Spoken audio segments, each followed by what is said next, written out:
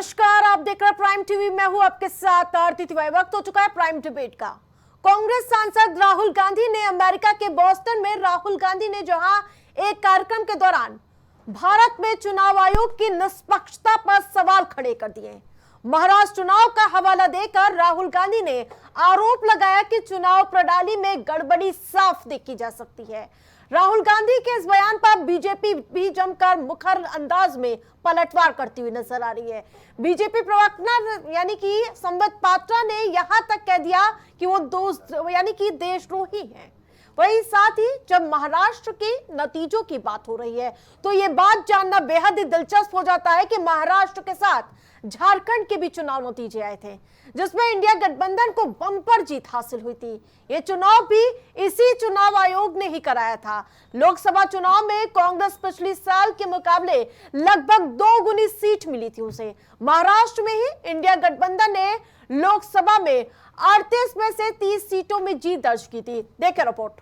किसी ने कहा जब सीनियर नेता बने घूम रहे हैं मगर बूथ नहीं जिता पाते हैं। राहुल जी अमेरिका में जाके इलेक्शन कमीशन को कॉम्प्रोमाइज्ड बताते हैं। वो कहते हैं कि महाराष्ट्र के चुनाव में जिस प्रकार का मतदान हुआ वो एक तरह से फर्जीवाड़ा था। इलेक्शन कमीशन ने हमारे साथ समझौता किया। कांग्रेस सांसद राहुल गांधी एक बार फिर अपने विदेश दौरों पर दिए गए बयानों के कारण विवादों में हैं।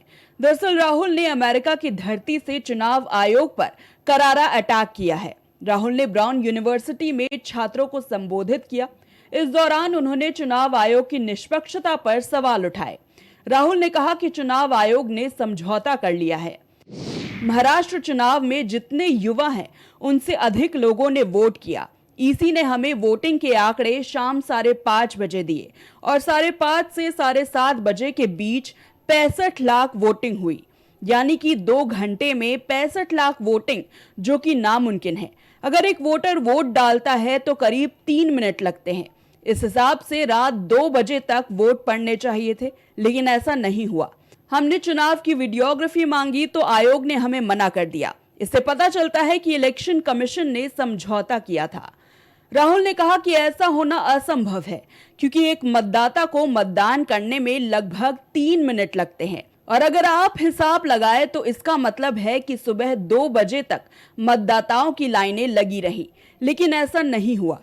जब हमने उनसे वीडियोग्राफी के लिए कहा तो उन्होंने ना केवल मना कर दिया बल्कि उन्होंने कानून भी बदल दिया ताकि अब हम वीडियोग्राफी के लिए ना कह सके।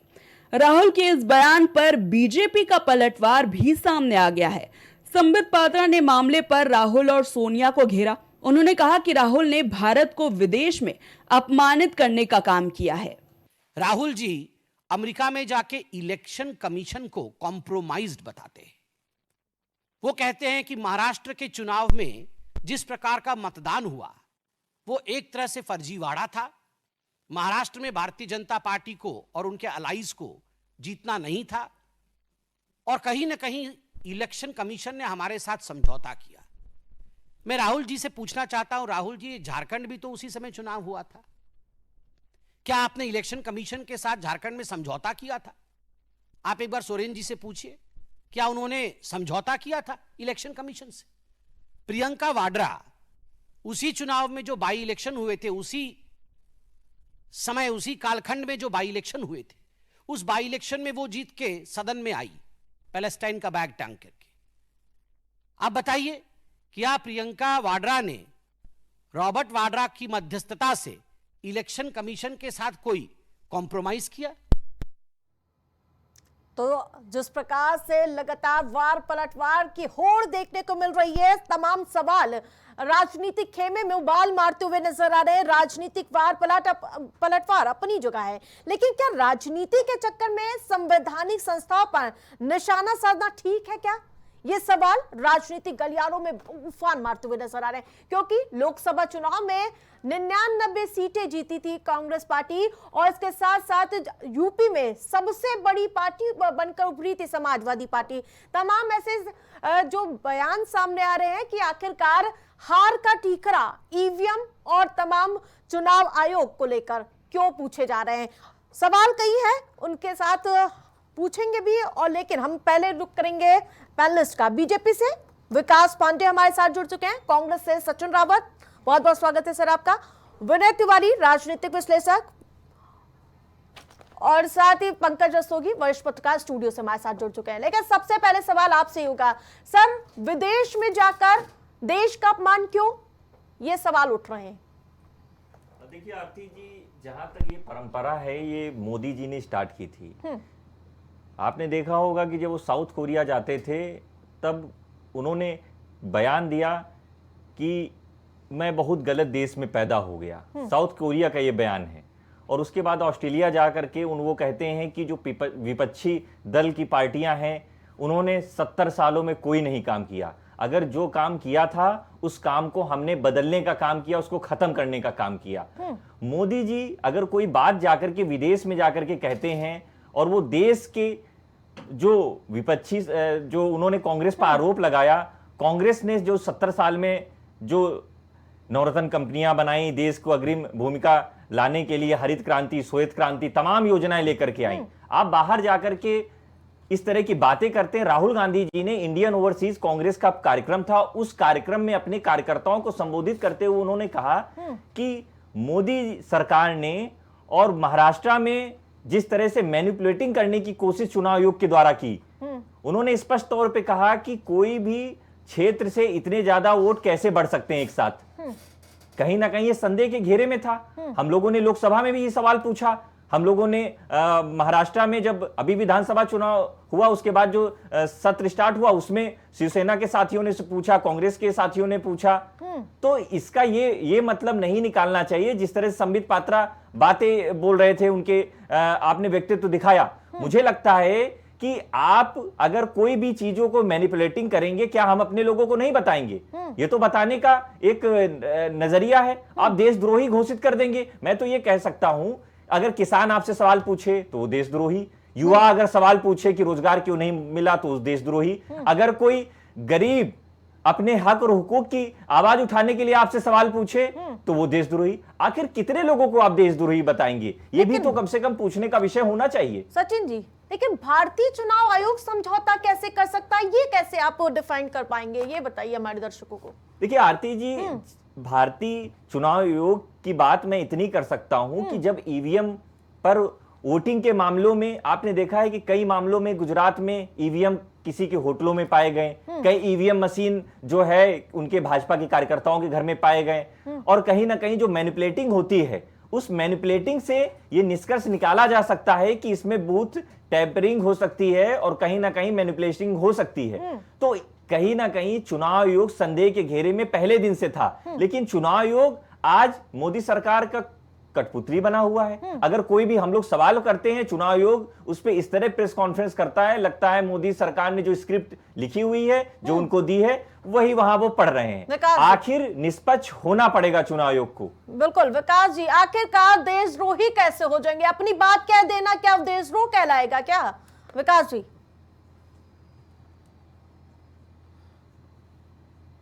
आवाज आ पा रही है विकास जी?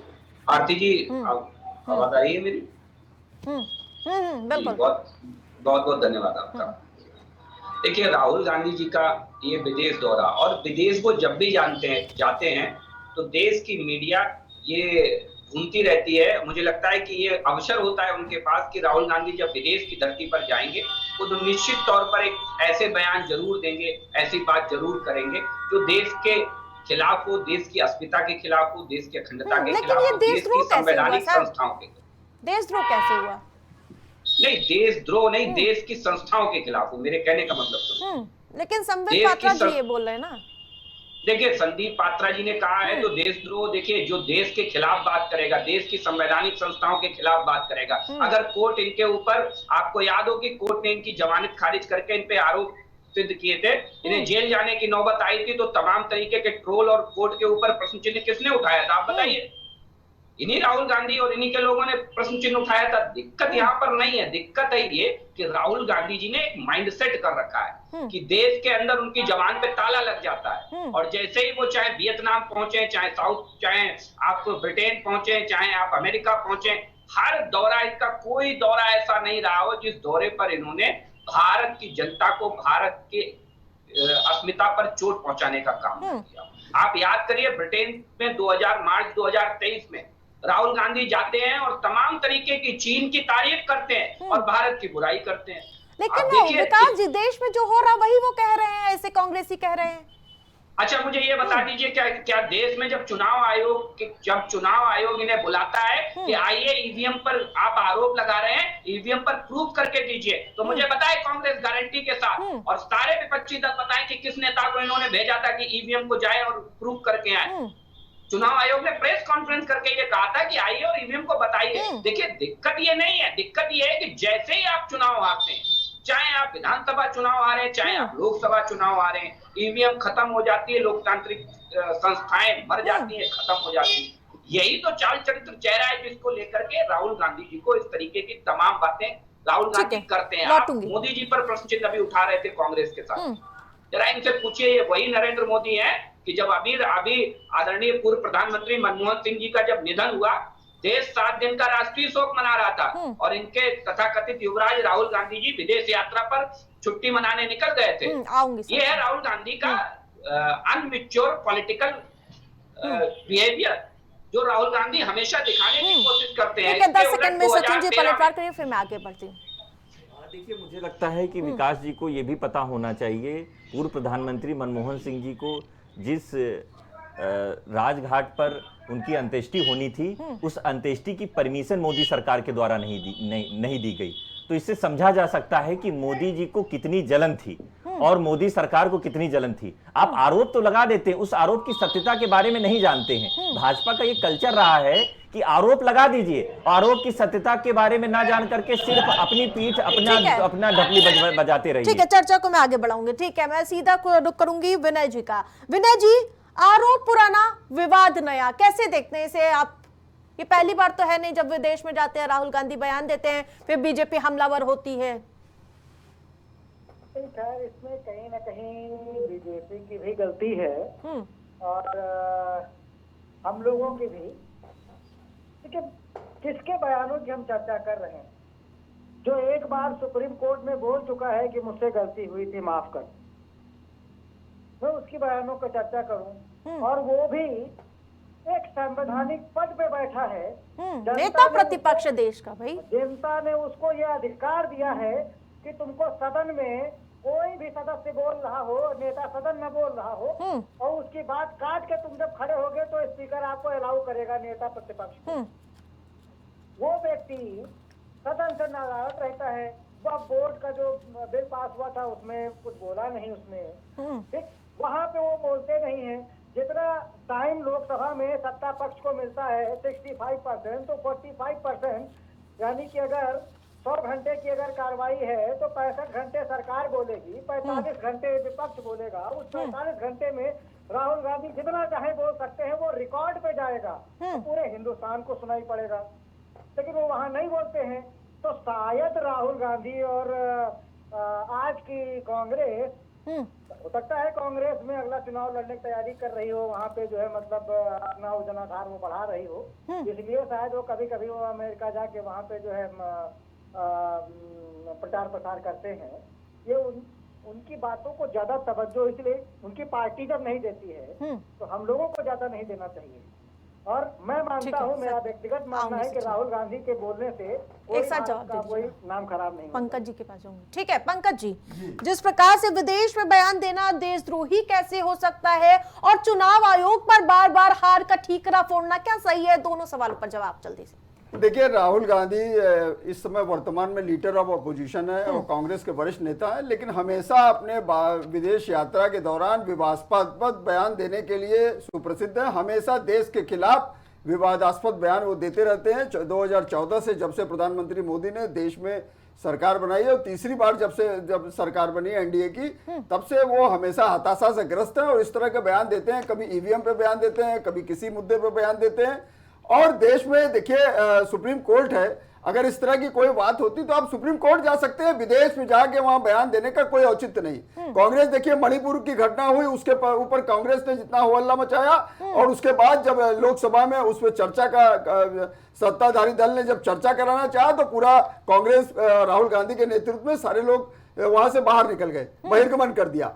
और उसके बाद आप देखिए अभी वक्फ बोर्ड का बिल चल रहा था, उसका डिस्कशन चल रहा था, एक तरफ तो कांग्रेस उसका विरोध करती है, लेकिन राहुल गांधी ने सदन में कुछ नहीं बोला और वो सीधे सीधे जो है वोटिंग के समय उपस्थित हो गए। तो राहुल गांधी का ये त्रिया चरित्र है। और दूसरी बात, जिस तरह से ईवीएम पे बार बार ठीकरा फोड़ा जाता है, तो आप ईवीएम की बात करिए तो वहां वायनाड में प्रियंका गांधी को इतने बम्पर वोट मिले, तो क्या ईवीएम में कोई छेड़छाड़ नहीं हुई? क्या कुछ छेड़छाड़ हुई?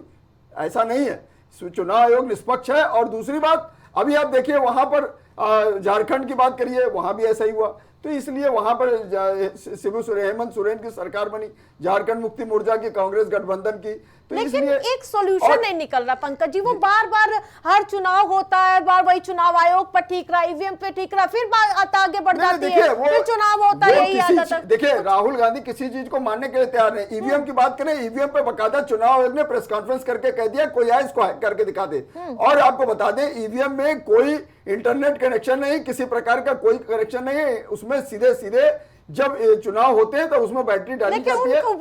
जो किसी के घर में मिल जाती है ईवीएम, या उसका भी जवाब दे रहा है। बैटरी मिल जाती है, वो बैटरी लगाई जाती है, वो 1-2 महीना कार्यरत रहती है, उसके बाद वो निष्क्रिय हो जाती है और बैटरी निकाल के रख दी जाती है और उसका कोई क्रियाकलाप नहीं होता। तो उसको कोई हैक तो कर ही नहीं सकता, ये कहना बिल्कुल गलत है। और रहा सवाल कि किसी के घर में मिल रही या किसी के वहां मिल रही, तो आप बाकायदा प्रेस कॉन्फ्रेंस करके उसको बाकायदा बता सकते हैं। चुनाव आयोग के खिलाफ आप सुप्रीम कोर्ट जा सकते हैं, हाई कोर्ट जा सकते हैं, लेकिन इस तरह का कोई कृत्य नहीं करते हैं। सिर्फ हवा हवाई बातें करना। देखिए कांग्रेस हताशा से ग्रस्त है।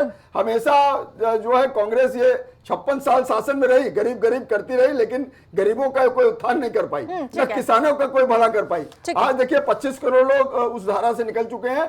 तो कांग्रेस सिर्फ जो है इस तरह से कहती रहती है। और अभी देखिए जिस तरह से नेशनल हेराल्ड का मामला चल रहा है, जो 2012 में सुब्रमण्यम स्वामी ने 1 नवंबर 2012 को कांग्रेस के और बीजेपी के वरिष्ठ नेता, उन्होंने उनके खिलाफ साक्ष्यों के साथ बाकायदा वहां पर दर्ज कराया था मुकदमा। तो उसमें देखिए वो कोई जवाब नहीं दे पा रहा है। आज 12 साल हो गए, 13 साल, आपको उसका जवाब देना चाहिए। न्यायपालिका तो स्वतंत्र है। तो आज अब 30,000 करोड़ से राहुल गांधी और सोनिया गांधी जमानत पे है। एक तरफ तो इसलिए इस तरह की बात करना, उसी में चार्जशीट उठा रहे थे। एक मिनट, आप उसमें तमाम साक्ष्य दीजिए, न्यायपालिका आपका निर्णय करेगी। ठीक है। निशिकांत दुबे का सचिन जी मुद्दा उठाया जा रहा है। भले भाजपा उस बयान से किनारा कर रही है और इन सब के बीच संबित पात्रा भी कहते नजर आए राहुल गांधी याद रखें कि वो बेल पर है डकैती चोरी के मामले में। देखिए आरती जी, मैं 2 चीजों का जवाब दूंगा। एक अभी राजनीति विश्लेषक विनय तिवारी जी हैं। मुझे लगता है कि डिबेट इतनी अच्छी हो सकती थी, लेकिन जिस तरह से उनको किसी की मर्यादा और किसी की भाषा के जिस तरह का प्रयोग कर रहे हैं, मुझे लगता है कि इनको भी संस्कार सीखने की जरूरत है। क्योंकि जिस तरह से एलओपी और हमारे नेता के बारे में इस तरह की बातें करना, ये किस तरह से राजनीति विश्लेषक बन के आप बैठ जाते हैं। आपको जानकारी है कि नेशनल टेलीविजन पे बैठ करके आप अगर इस तरह की बातें करेंगे, बचकानी चीजें करेंगे, तो दर्शक क्या समझेंगे। अब मैं दूसरी बात पे आता हूं। बड़ी बड़ी बातें हुई हैं, प्रधानमंत्री मोदी जी की कोई बात नहीं हुई, लेकिन मैं आपको सुनाना चाहूंगा, ये प्रधानमंत्री जी का व्यक्तित्व है। ये यहाँ पर पंकज जी भी सुनना चाहेंगे, विनय जी भी सुनना चाहेंगे, विकास पांडे भी सुनना चाहेंगे, जिन्होंने साउथ कोरिया में कहा, ऑस्ट्रेलिया में कहा, अमेरिका में कहा। वो अगर कहते हैं तब तो बहुत अच्छी बात होती है। एक तो वाक्य भी याद आता है कि प्रधानमंत्री जी कोई अगर बात करें, कोई अगर काम करें, तो वो तो रासलीला है। हमारे नेता अगर सवाल उठाएं, लोगों को जागरूक करें, तो मतलब कैरेक्टर ढीला। अरे कम से कम आप ये तो बताइए कि प्रधानमंत्री जी ने क्यों देश का जो है वहां जाकर के अपमान किया, कम से कम बताना चाहिए। लेकिन वो नहीं बताएंगे। हो सकता हो कहीं ना कहीं कोई ये लोग भी पेड हो भाजपा की तरफ से। जब जो लोग पेड होते हैं इस तरह की बातें करते हैं। आज अगर चुनाव आयोग का मामले में महाराष्ट्र की चीजें अगर हम लोग शेयर कर रहे थे अपने कार्यकर्ताओं के बीच में, तो उस पर इनको आपत्ति हो गई। उनको प्रधानमंत्री जी की कोई बात नहीं याद आती है, हमारे नेता की बात आती है। वक्फ बिल बोर्ड की जहां तक बात हो रही थी, मणिपुर की अभी एक बात अभी यहां पे पंकज जी ने की है। मणिपुर जब जल रहा था 6 महीने से, प्रधानमंत्री जी विदेश घूम के आते थे, लेकिन मणिपुर नहीं जाते थे, जहां पर 2 बेटियों को निवस्त्र घुमाया जा रहा था। गृह मंत्री जी तड़ी पार हो गए थे, गायब हो गए थे देश से, लेकिन हमारे नेता श्री राहुल गांधी जी वहां पहुंचे और गरीबों के जो वहां पे लोग थे उनके आंसू पूछने का काम किया। ये नहीं दिखा होगा। और जब चर्चा की बात आई, उस समय जब पार्लियामेंट चला था, तब चर्चा मणिपुर के मां से मणिपुर नहीं निकल सकता, लेकिन मां से मछली निकलेगी, मुर्गा निकलेगा, मंगलसूत्र निकलेगा प्रधानमंत्री जी के मुंह से, बाकी और कुछ नहीं निकलेगा। और चर्चा कब मणिपुर की होती है? जब वह बिल बोर्ड की चर्चा होती है। कम से कम ये सब चीजें याद करना चाहिए आप लोगों को। बैठ करके मस्करी करने की कोई आवश्यकता नहीं है, आपको ऑथेंटिक चीजें बोलनी पड़ेंगी। ठीक है सचिन जी, ठीक है, जल्दी से पंकज जी दस। देखिए, एक बात तय समझ लीजिए, मणिपुर की जो घटना है ये कांग्रेस की देन है, कुकी और मैती समुदाय का ही मामला है। अरे सरकार इनकी चल रही है, कुकी और सरकार इनकी चल रही है, मैती समुदाय का मामला है। और वहां पर कुकी और मैती समुदाय, वहां एक वर्ग किसकी थी? वहां राहुल गांधी जी प्रधानमंत्री ठीक है, ठीक है, राहुल गांधी जी प्रधानमंत्री मोदी जी है, सवाल उनसे पूछना पड़ेगा। गृह मंत्री वहां गए और कमाल की बात, 6 महीने तक कोई नहीं गया, जब हमारे नेता गए तब उसके बाद गए। उसको कंट्रोल करने का काम किया। नेता प्रतिपक्ष के बयान पे है, सदन में जब हो रहा ठीक है, था मणिपुर तो पे नहीं कांग्रेस के है। सारे सदस्य बहिर्गमन ठीक कर है, जाते। पंकज जी रुकना सदन होगा, छोड़ के भाग रुकना जाते। होगा। मणिपुर की घटना पे ठीक कितना है, शर्मा मणिपुर पे डिबेट नहीं राहुल है। गांधी करा। प्लीज एक क्लिप मैं पहले सुनाना चाहूंगी, फिर सचिन जी से उसका जवाब लूंगी। जल्दी से पीसीआर टीम। किसी ने कहा जब अहमदाबाद से सीनियर नेता आते हैं तो जादू से हर डिस्ट्रिक्ट में लोग 2-3 दिन के लिए आ जाते हैं, बाहर आ जाते हैं, और सीनियर नेता चला जाता है, वो गायब हो जाते हैं। मगर इनके पास सचमुच में कोई पकड़ नहीं होती कि सीनियर नेता बने घूम रहे हैं मगर बूथ नहीं जिता पाते हैं। तो हम उन लोगों को स्ट्रेंथ देना चाहते हैं जिनकी पकड़ बूथ से है, जो लोकल हैं, जो जनता की जो समस्याएं हैं, जनता की जो इश्यूज हैं, जो उनको उठाते हैं। तो आपने सुना, जब बूथ लेवल के चुनाव बड़े बड़े नेता नहीं जिता पा रहे हैं तो चुनाव आयोग को कटघरे में क्यों? सचिन जी देखिए, ये जो है पूरा कार्यक्रम इंडियन ओवरसीज कांग्रेस की तरफ से हुआ था, जिसमें राहुल गांधी जी ने संबोधन दिया, और इसमें स्पष्ट तौर पे ये कहा गया है कि कांग्रेस पार्टी लोकतांत्रिक पार्टी है। इसमें जो बूथ कार्यकर्ता है उसकी भी आवाज उतनी है जितने बड़े नेता की है। राहुल गांधी जी ने स्वीकारा ये बात, हम लोग भी स्वीकारते हैं ये बात कि जो बड़े नेता हैं वो अगर वो बूथ नहीं जिता पाते हैं तो हम नए लोगों को मौका देंगे। ये तो हमारी पार्टी की, हमारी संगठन प्रक्रिया की बात है, तो ये हम लोग स्वीकारते हैं। इससे बड़ी बात क्या है? लेकिन भारतीय जनता पार्टी में कोई नहीं स्वीकारा जाता। भारतीय जनता पार्टी में एक बना दिया जाता है, उसके पीछे कोई भी नेता उफ नहीं कर सकता, कोई नेता बोल नहीं सकता। तो इससे स्पष्ट है कि लोकतांत्रिक पार्टी कहां पर है, लोकतांत्रिक कहां पार्टियों में है। जिस तरह से एक मुख्यमंत्री थोप दिया जाता है, विधायक यहां पर उनकी आवाज नहीं सुनने, विधायक को प्रेस कॉन्फ्रेंस करनी पड़ती है कि मुझे मारने की धमकी दी गई है, एक विधायक रो रहे होते हैं। तो इससे स्पष्ट है कि जो संगठनात्मक प्रक्रिया है वो राहुल गांधी जी लगातार उसको सही करने का काम कर रहे हैं। ये तो अच्छी बात है। ठीक है, विकास जी। देखिए आरती जी, सबसे पहले तो बात बुनियादी तौर पर समझिए, क्या उन 23 नेताओं के नाम आप बता सकती हैं जरा मुझे, या हमारे कांग्रेस के साथी बता देंगे जिन्होंने राहुल गांधी के नेतृत्व पर सवाल उठाए थे और चिट्ठी लिखी? जरा पूछिए इनसे, क्या उनमें कोई भारतीय जनता पार्टी का भी लीडर या कोई नेता था क्या? आधे लोग तो चले गए ना भाजपा में। आप लोगों के वहां चले गए, यही बात कांग्रेस तो चले गए ना, सदन में उठाया कि ज्यादा कांग्रेसी गैर जो अभी नहीं, वो तो चले गए ना। जो दूल्हे जो अरे सुन तो लीजिए, जो शादी के घोड़े थे उनको आपने ले लिया, अच्छी बात है आपने ले लिया। जो शादी के घोड़े थे उनको ले लिया। हम लोगों को रेस घोड़े की आवश्यकता है, शादी घोड़ों की आवश्यकता नहीं है। कि राहुल गांधी जितने बार विदेश जाएंगे तो हमेशा देश पर सवाल उठाएंगे और देश के अंदर उनके मुंह में दही जम जाता है। अरे मोदी जी पर बोल दीजिए, मोदी जी पे क्यों नहीं बोल रहे हैं? मोदी जी पे बोलिए भैया। Rahul Gandhi leader of opposition नहीं, प्रधानमंत्री जी पर बोलिए। प्रधानमंत्री जी प्रधानमंत्री होकर के उन्होंने बोली है 3 बार, मैंने सुनाया नहीं। साउथ कोरिया की बात, ऑस्ट्रेलिया की बात, अमेरिका की बात, वो नहीं सुनी आपने। अगर आपके पास नहीं हो तो मैं मैसेज करता हूँ, देख लीजिए। आरती जी, मैं इनके बीच में नहीं बोला। ठीक है, बोलिए आप। डर गए बेचारे, क्योंकि जैसे ही हम लोग डरने वाले नहीं है, डरने वाले आप लोग थे, आपकी आरएसएस थी डरने वाली, इसलिए माफी मांगते थे। हम लोग डरने वाले नहीं, हम लोग लड़ने वाले हैं, हम लोग लड़ने वाले हैं, हम लोग डरने वाले नहीं है। झारखंड जीत गए तो दही जम गया, चुनाव ठीक हो गया, चुनाव आयोग ठीक हो गया। तेलंगाना जीत गए, दही जम गया, चुनाव आयोग ठीक, सब कुछ ठीक हो गया। जहां पे बूथ टेम्परिंग होगी, जहां पर रोड बढ़ाए जाएंगे, वहां पर सवाल उठेगा। जीत गए, चुनाव आयोग ठीक। तो 5,64,000 वोट कैसे बढ़ गए? इसका जवाब किसी के पास नहीं है। देखिए आरती जी मेरा निवेदन है, सचिन जी मेरा निवेदन ठीक है, है ठीक है, आप जल्दी से 10 सेकंड में खत्म करिए क्योंकि सचिन जी और लोगों देखिए को हिम्मत बाकी पैदा देखिए, करें सच सुनने की। ठीक है सचिन जी हम लोग सच ही सुनते हैं, लेकिन आपके मुंह से सच नहीं निकलता, झूठ निकलता है, सचिन इसलिए जी, आपकी बात अपनी नहीं बारी का सुनेंगे। इंतजार अरे करिए, भाई प्लीज।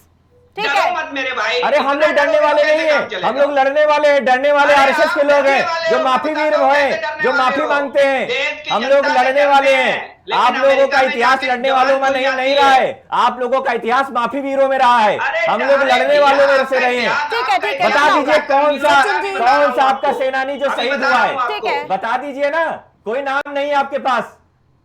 ठीक है सचिन जी, विकास देखिए जी। क्या है आरती जी, आरती बड़ा जी, स्पष्ट है। मेरा निवेदन है कि बगैर ठीक डरे है, मुझे उनको सुन ले अपनी मेरे बात साथी, कंप्लीट क्योंकि करने डरपोक दीजिए। लोगों को बैठाने से पहले पूछ लिया अरे करिए। डरपोक तुम होगे, ये किसे डरपोक बैठाना तुम है? होगे, तो सुन नहीं पा रहे हो मेरी अरे बात। डरपोक अरे आप हैं, डरपोक तुम सुनिए होगे, भाई। बार बार डरपोक की बात कर रहे हो यार। मैं बात बताने जा रहा हूँ आप लोगों को। मैं तो बीच में बोला अरे नहीं। कैसे आप लोग हैं डरपोक भैया? हो, ठीक है, ठीक और है। आपके नेता महाडरपोक पहले हैं विकास जी को अपनी कि बात देश पूरी में करने हमारी दीजिए। जवाब बातें नहीं करते खुलती हैं है। आप। चाहिए ठीक है। अरे भैया यहाँ पे कोई मंच का भाषण नहीं है, यहाँ अरे पे तो डिबेट सुनो हो ना, रही है, सुनो ना, ये मैंने आपको ढंग से पता सुना होना तो मुझे चाहिए। भी सुनो।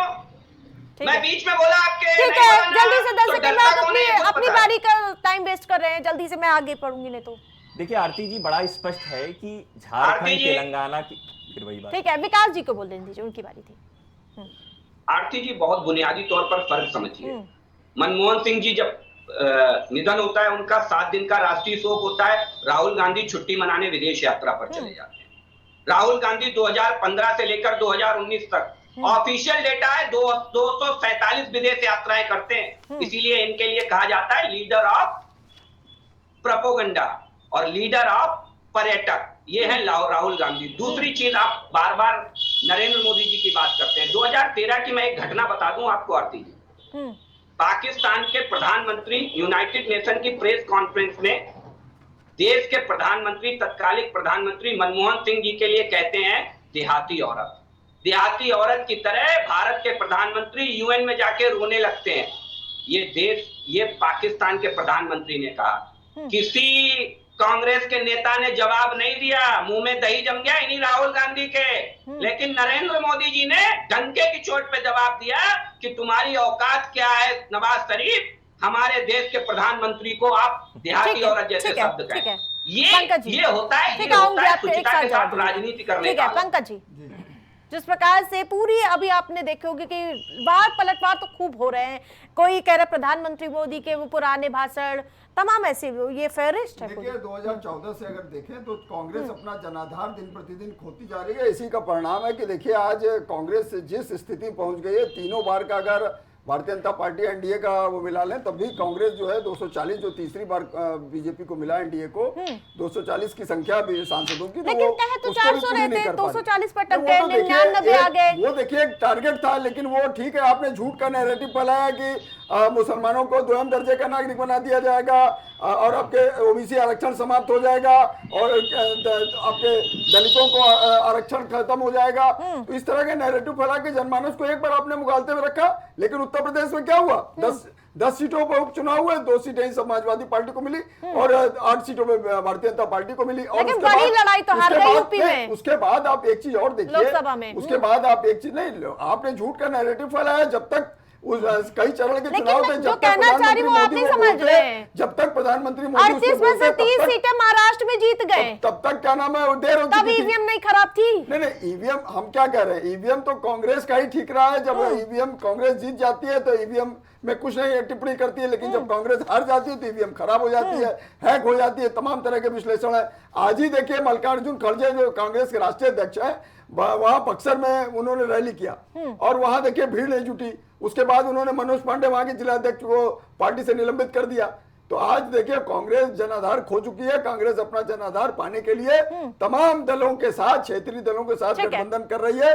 हालांकि कांग्रेस ने दिल्ली में एक प्रयोग किया, उसके वोट बैंक बढ़े 4.5% से 6.5% आया दिल्ली चुनाव में, लेकिन उसके बाद भी उसको एक भी सीट। ठीक है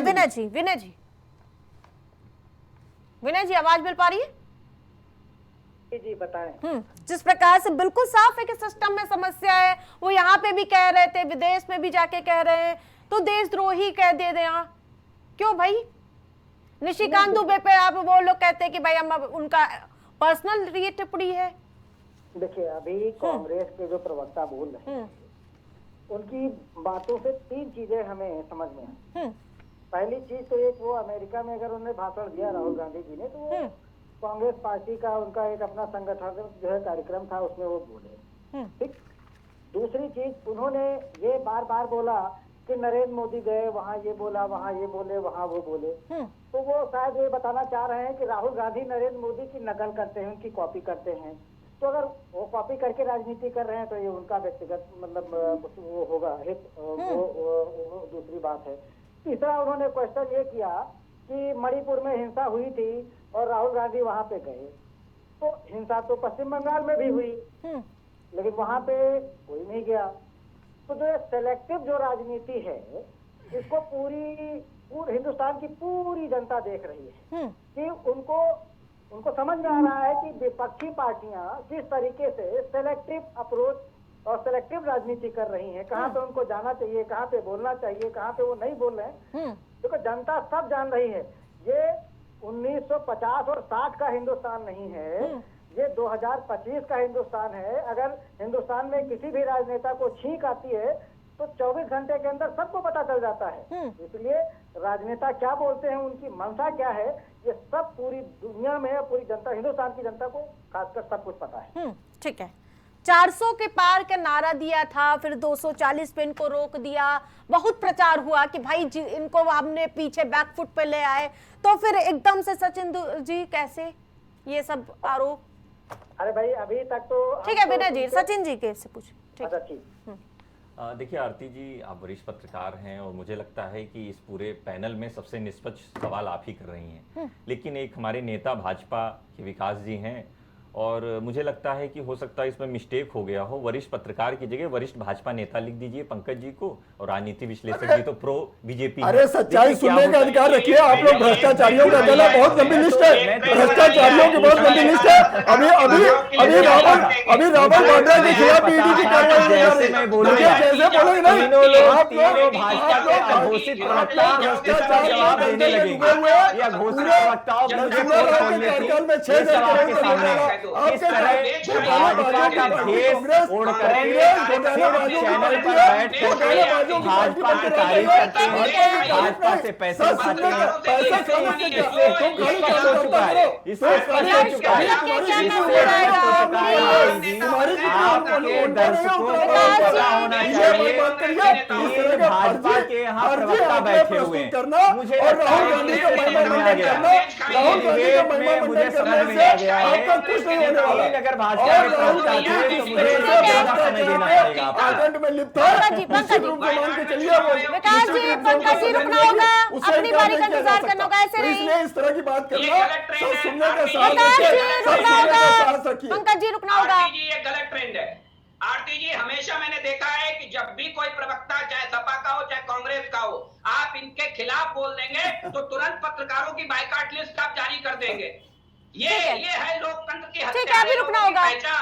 सचिन जी को जवाब, सचिन जी से मेरा सवाल था, 400 पार के आप लोग नारा दे रहे थे, लेकिन 240 पर रोक दिया, ये भी तो बड़े दम ठोक के कह रहे थे आप लोग। देखिए 240 पे लोग रुक गए तो आज बैसाखियों पे तो सरकार है इनकी। बिल्कुल, यही वर्ड मैं चाह रही थी आप बोलिए। और बस आरती जी, अभी विकास जी ने बड़ा अच्छा सवाल किया कि राहुल जी इतने बार विदेशी दौरा किए हैं। मैं आपको अप्रैल 2025 तक नरेंद्र मोदी जी ने 87 विदेशी दौरे किए हैं। अब ये बताइए कि राहुल जी से ज्यादा मोदी जी विदेशी दौरा करते हैं और वहां जाकर के सरकार पे सवाल। अरे सुन लीजिए, आप सुनिए पहले मेरी बात, आप सुनिए मेरी बात, पहले मेरी बात सुनिए, पहले मेरी बात सुनिए। अरे भैया, ये देखिए गूगल, जो आप लोगों का सेट है गूगल, उस गूगल ने दिखाया है, उस गूगल ने दिखाया है, ठीक है, मैं आपसे जवाब ले लूंगी। गूगल ने दिखाया भैया, सुन लीजिए मैं धैर्य तो के आपको साथ, खुद बता रहा हूं, मैं जवाब आपसे लूंगी। देखिए क्या है आरती जी, जब नरेंद्र मोदी जी की पोल सामने खुल जाती है तो भाजपा वाले झूठ चिल्लाने लगते हैं, झूठ बोलने लगते हैं। कमाल की बात है भैया, बात सुनने दर्शक अरे बैठे तो हैं आपके। 87 दौरे कब मैं तक तो किए सचिन जी? झूठ मत फैलाइए। विकास जी, ये आपसे देखिए, जवाब ले लूंगी। झूठ मत गूगल करिए, गूगल करिए, गूगल करिए, मोदी अरे जी ने गूगल कितने करने के लिए कितने आप विदेशी डिबेट दौरे में किए, बैठे हैं, 87 झूठ बोलने विदेशी के दौरा लिए, किए। झूठ बोलने के लिए, शायद झूठ आप बोलने लोग के लिए, व्हाट्सएप यूनिवर्सिटी से क्लासेस झूठ लेते बोलने के हैं, लिए, व्हाट्सएप झूठ यूनिवर्सिटी बोलने से के बाहर लिए। आइए भैया, व्हाट्सएप यूनिवर्सिटी से झूठ बाहर मत आकर बोलिए, के जो है झूठ मत दुनिया बोलिए, देखिए, सच बोल के क्योंकि जाइए। मालूम है जहां सवाल होता है प्रधानमंत्री जी के खिलाफ पूरी भाजपा लग जाती है झूठ बोलने में। अब आता हूं अजीब नवाज यार। शरीफ की बात। मैंने पहले डेटा नवाज के शरीफ की साथ बात बताया, सुनिए, authenticated नवाज डेटा, शरीफ की जय बात मंत्रालय का सुनिए, डेटा।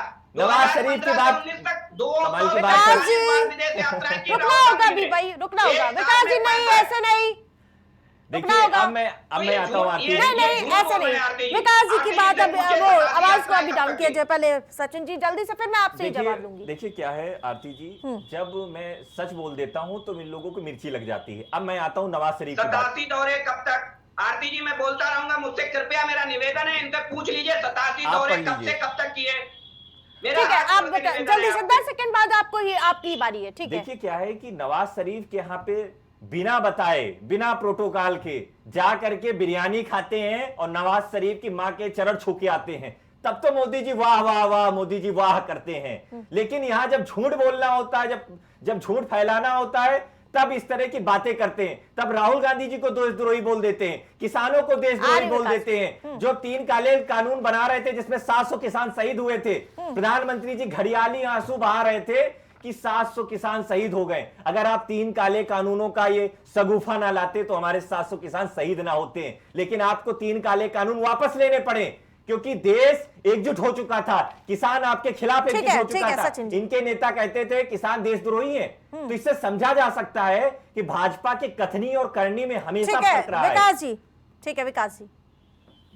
देखिए आरती जी, कांग्रेस पार्टी की मनोस्थिति ठीक नहीं है और ये हम समझ सकते हैं कि जैसे जैसे कांग्रेस पार्टी आगे जा रही है राहुल गांधी के नेतृत्व में, लगातार हार पे हार। नवाज शरीफ पे क्या कहिएगा? वो बिरयानी खा के आए ना, नहीं कहेंगे। मैं बता रहा हूं आपको, नवाज शरीफ को औकात दिखाने वाले प्रधानमंत्री नरेंद्र मोदी हैं। दूसरी चीज समझिए, आज तक नरेंद्र मोदी जी की सरकार बनने के बाद एक भी ऑफिशियल डायलॉग नहीं हुआ। इनकी हैसियत और हिम्मत नहीं थी। उधर बॉम्बे में बम फोड़ गए और इधर ये ऑफिशियल डायलॉग कर रहे थे पाकिस्तान के साथ। ऐसी सरकार चलाने वाले हमसे सवाल कर रहे हैं। तो जरा अपने गिरेबान में झांक लेंगे तो सचिन जी आपको पता लग जाएगा। मुझे लगता है ये है इनकी हैसियत। आप सुनिए, मेरा धैर्य के साथ सुनिए, अन्यथा बीच में बोलेंगे आपकी भी डिबेट खराब होगी। ठीक है, मुझे लगता है आप बार बार महाराष्ट्र के चुनाव को लेकर के चुनाव आयोग पर सवाल उठा रहे हैं। आरती जी महाराष्ट्र चुनाव को आपने भी कवर किया, आपने भी वो खबर कवर की होगी जिसमें देश के गृह मंत्री के हेलीकॉप्टर को चुनाव आयोग की टीम चेक करती है। हमारे वर्तमान मुख्यमंत्री के हेलीकॉप्टर को चुनाव आयोग की टीम चेक करती है। लेकिन जैसे ही किसी कांग्रेस पार्टी के नेता का हेलीकॉप्टर चेक होता था तो क्या होता था? आरती जी पूछिए इनसे।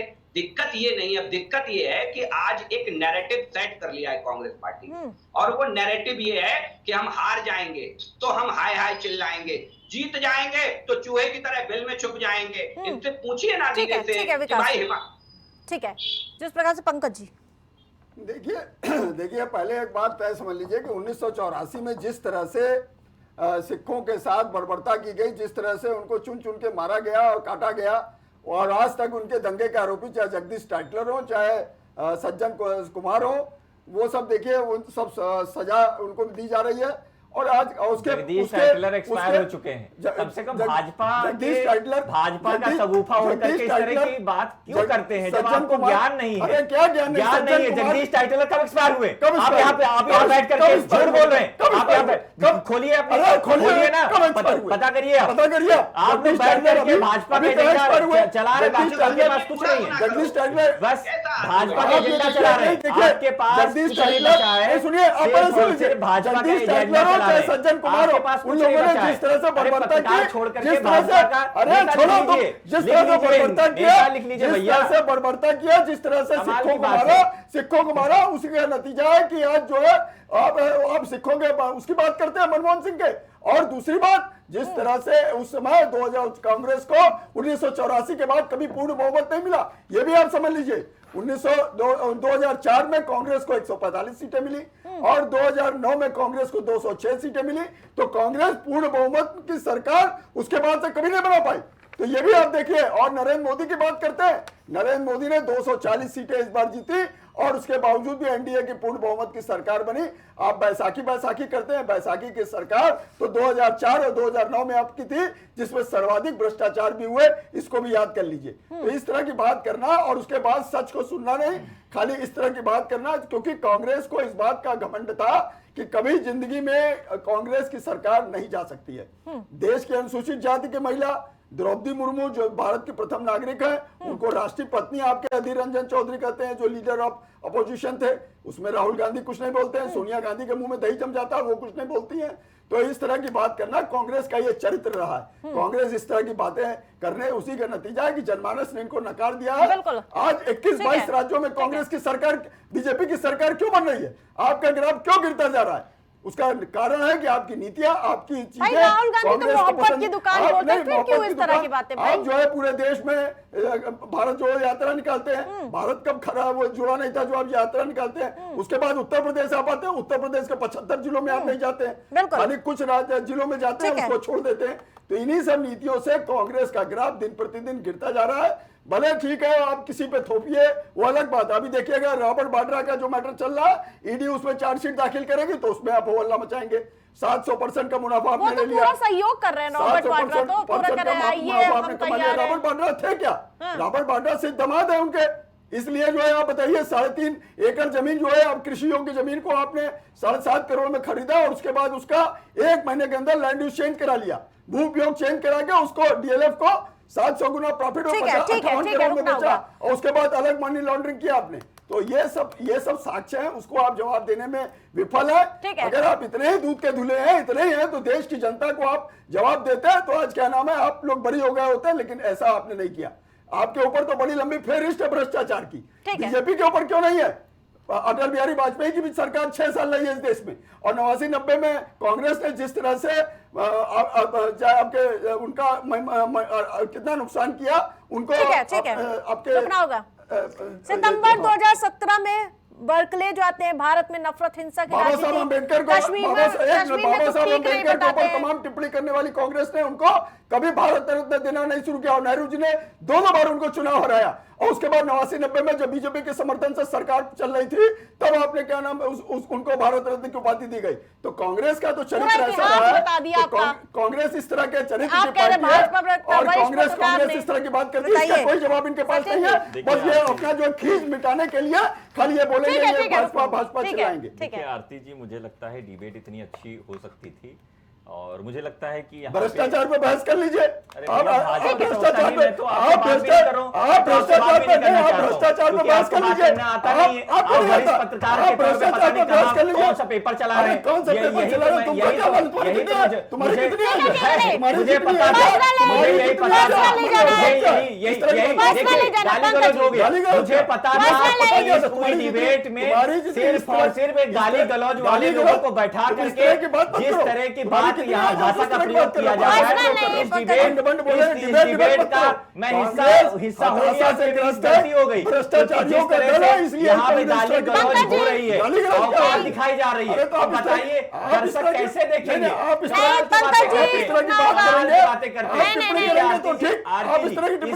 इस तरह की भाषा का प्रयोग ये कर रहे थे। पहले आप विनय जी कह रहे थे औकात की बात, अभी आप पत्रकार औकात की बात कर रहे हैं। कमाल की बात है, आप क्यों दिखा रहे हैं? इस तरह की बात मैंने तो बोला नहीं, आपने बोला नहीं, पढ़ के आए,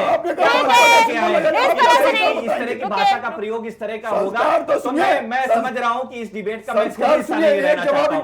देखिए मैं इस डिबेट का आरती जी खुद हिस्सा नहीं रहना चाहता हूँ। जो लगातार गाली गलौज की जा रही है, औकात की बात की जा रही है, ये गलत है, ये गलत है। आपके चैनल पर बैठ करके ये नासमझ लोगों के साथ डिबेट कराई जा रही है। मैं पार्टी का ऑफिशियल प्रवक्ता हूँ, यहाँ नासमझ के तौर दौर पे औकात दिखाई जा रही है, ये गलत है। मैं खुद इस डिबेट को खुद छोड़ के जा रहा हूँ। मैं ऐसे लोगों के साथ डिबेट नहीं कर सकता हूँ। मैं ऐसे डिबेट मैं नहीं कर सकता हूँ ऐसी डिबेट। यहाँ बैठ करके मतलब औकात दिखाई जा रही, कोई इंटरप्ट नहीं। आप जो इस तरह की बात करेंगे तो आपको क्या जवाब मिलेगा? ये तो गलत है। विकास जी। आरती जी, बहुत बुनियादी तौर पर समझने की कोशिश करिए। मई 2023 में भी राहुल गांधी अमेरिकी दौरे पर जाते हैं और ठीक कर्नाटक चुनाव जीत करके जाते हैं। कर्नाटक चुनाव में ईवीएम भी ठीक थी, चुनाव आयोग भी ठीक था, सब कुछ ठीक था। लेकिन अमेरिका धरती पर कदम रखते ही राहुल गांधी कहते हैं भारत में लोकतंत्र खतरे में पड़ गया, भारत में अल्पसंख्यकों, दलितों, सब पर हमला हो रहा है। तमाम तरीके का एक प्रोपेगेंडा सेट कर दिया उन्होंने। यही स्थिति राहुल गांधी की हर दौरे पर रही, चाहे ब्रिटेन का दौरा हो, चाहे इटली का दौरा हो। आप गंभीरता का परिचय समझिए राहुल गांधी का। 2020 इटली दौरा जानते हैं उन्होंने कब किया था? जब राहुल गांधी जी की पार्टी कांग्रेस पार्टी अपना 136वां स्थापना दिवस मनाने जा रही थी, ठीक उससे एक दिन पहले राहुल गांधी विदेश चले जाते। मनमोहन सिंह जी के निधन की बात कर लीजिए, पूरा देश शोक में डूबा हुआ था आरती जी, और राहुल गांधी चले जाते हैं विदेश यात्रा। ये राहुल गांधी जी के चाल चरित्र चेहरे को दर्शाता है। मैं हमेशा से कहता हूं एक अगंभीर नेता है राहुल गांधी, उनके अंदर गंभीरता का बड़ा अभाव दिखता है। आप देखिए कि एक वो दौर था इस देश में जब अटल बिहारी वाजपेयी जैसा लीडर ऑफ अपोजिशन होता था, जिसको तत्कालिक सरकार का प्रतिनिधित्व, देश का प्रतिनिधित्व करने के लिए यूनाइटेड नेशन में भेज दिया करती थी। आज लीडर ऑफ अपोजिशन की हैसियत देखिए कि वो देश के संविधान को, देश के लोकतांत्रिक ढांचे को विदेशों में जाकर के खत्म करने की कोशिश कर रहे हैं, उसे कुचलने की कोशिश कर रहे हैं, केवल इसलिए कि एक नैरेटिव सेट करके आरती जी वो सत्ता तक पहुंच पाए, सत्ता तक जा पाए। बार बार चुनाव आयोग आग्रह करता है, आप चाहे ईवीएम का सवाल उठा लीजिए, चाहे कई बार आपने देखा हो कि आंकड़े नहीं बताएंगे, कहते हैं चुनाव आयोग ने आंकड़े सही नहीं दिए। जो पूर्ववर्ती व्यवस्था है कि दूर दराज से आंकड़े आते हैं और वो आंकड़े आते आते कई बार 1-1.5 घंटा ज्यादा भी लग जाता है दूर दराज, तो उन सब चीजों को केवल एक नैरेटिव के रूप में सेट कर रही है। विनय जी, लास्ट कमेंट। देखिए आरती जी, कांग्रेस का अहंकार, क्योंकि वो ज्यादा समय तक आजाद हिंदुस्तान में सरकार में रही, तो कांग्रेस और कांग्रेसी उस अहंकार में अभी भी चूर हैं और उससे दूर नहीं हट पा रहे हैं। और कितना झूठ बरगलाते हैं लोगों को, जनता को, उसकी वानगी। मैं कुछ बोलूं, पंकज जी बोले, आप कुछ बोले, इससे कोई फर्क नहीं पड़ता है। जनता बोलती है कि पिछले 3 टर्म्स में वो जो है 3 डिजिट में नहीं आ पाए। क्या उसको पंकज जी ने जो है रोक रखा है कांग्रेस को, या विनय ने रोक रखा है, या आरती जी ने रोक रखा है, या प्राइम दीदी ने रोक रखा है कि कांग्रेस 3 डिजिट में ना आ पाए पिछले 3 चुनाव में, लोकसभा के चुनाव में? अब वो सच नहीं हजम करना चाह रहे हैं, तो ये उनकी चीज है, कांग्रेसियों की चीज है, वो उनकी राजनीति, उनको मुबारक हो। दूसरी चीज, देखिए मैंने कभी ये नहीं कहा कि किसी की औकात बने, नहीं कहा। मैंने ये कहा कि कांग्रेस ही जब राहुल गांधी को सीरियस नहीं लेती है तो हमें आपको ज्यादा सीरियस लेने की जरूरत नहीं है। वैसे भी कौन सा वो कोई आधिकारिक उनकी यात्रा नहीं थी अमेरिका में जो वो वहां पे जाके भारत सरकार का या किसी और का पक्ष रख रहे थे। जैसे कि अटल बिहारी वाजपेयी, जब नरसिंहा राव ने उनको अपना प्रतिनिधि बना के भेजा था भारत सरकार का जनेवा में, तो जाके वहां पे वो अपना वक्तव्य रखे थे। ये वो कांग्रेस के प्रवक्ता खुद बता रहे थे कि ये कांग्रेस पार्टी का एक निजी कार्यक्रम था, वहां पे जाके वो बोल रहे हैं। अब कांग्रेस पार्टी का पूर्व अध्यक्ष कांग्रेस के कार्यकर्ताओं के बीच में क्या बोल रहा है, क्या कह रहा है, उसे ना तो निर्वाचन आयोग को संज्ञान लेना चाहिए, न भारत सरकार को संज्ञान लेना चाहिए, न हम लोगों को भी ज्यादा उस पर तवज्जो देना चाहिए। कारण क्या है, जब कांग्रेस पार्टी खुद कह रही है अरे वो हमारी निजी यात्रा थी, मतलब अपने कार्यकर्ताओं के बीच में वो बोल रहे थे, उसको ज्यादा काहे के बड़ा चढ़ा के पेश किया जा रहा। जब वो कांग्रेस के प्रवक्ता खुद कह रहे हैं तो हम लोगों को भी ज्यादा तवज्जो नहीं देना चाहिए। ठीक है 10 सेकंड पंकज जी। ठीक है सर, मैं देखिए पहली बात तो कांग्रेस के लोग हताशा से ग्रस्त हैं, इसीलिए देखिए वरिष्ठ पत्रकार हो, चाहे बीजेपी के नेता हो, चाहे राजनीतिक विश्लेषक हो, सभी के ऊपर अनर्गल आरोप लगाना कि आप जो है पत्रकार है तो आप भाजपा के प्रवक्ता बन गए, इस तरह की बातें करना और इस तरह का अनर्गल प्रलाप करने का परिणाम है कि क्रिया की प्रतिक्रिया होती है, इसलिए उनको सुनना पड़ता है। अभी जैसे कांग्रेस के प्रवक्ता प्रधानमंत्री नरेंद्र मोदी के ऊपर कह रहे थे कि वो जो है बिना बुलाए नवाज शरीफ के पास पहुंच जाते हैं, उनकी माता जी के पैर छूते हैं। तो ये नरेंद्र मोदी के संस्कार हैं, इसीलिए उनके पैर छुए, क्योंकि वो उनकी माँ थी। माँ का सम्मान करना ये मोदी जी के उसमें रहा है, नेचर में है। और दूसरी बात, जिस तरह से 2019 के कुंभ के आयोजन के दौरान उन्होंने जिस तरह के वहां सफाई कर्मियों के पैर पखारे, पैर छुए, उनके पैर धोए, तो ये भी एक इतिहास है। उस तरह का आज तक के इतिहास में, भारत के इतिहास में किसी नेता ने इस तरह का कृत्य नहीं किया होगा। ये प्रधानमंत्री मोदी ही ऐसा कर सकते हैं। ठीक है, आप सभी पैनलिस्ट का मैसेज जोड़ने के लिए बहुत बहुत धन्यवाद। लेकिन कांग्रेस सांसद का अमेरिका में जो बयान दिया था उसके बाद लगातार सियासत तूफान पर नजर आ रही है। तो वहीं आपको बता दें कि सांसद राहुल गांधी ने अमेरिका के बॉस्टन में राहुल गांधी ने एक कार्यक्रम के दौरान भारत में चुनाव आयोग की निष्पक्षता पर सवाल खड़े कर दिए। तो जिसके बाद जहां सियासतदानों में उफान देखने को मिला, जहां बीजेपी इसे देशद्रोह करार दे रही है और इस पर विवाद और उफान मारना तय माना जा रहा है। प्राइम डिबेट में मेरे साथ फिलहाल इतना ही। देखते रहे प्राइम टीवी।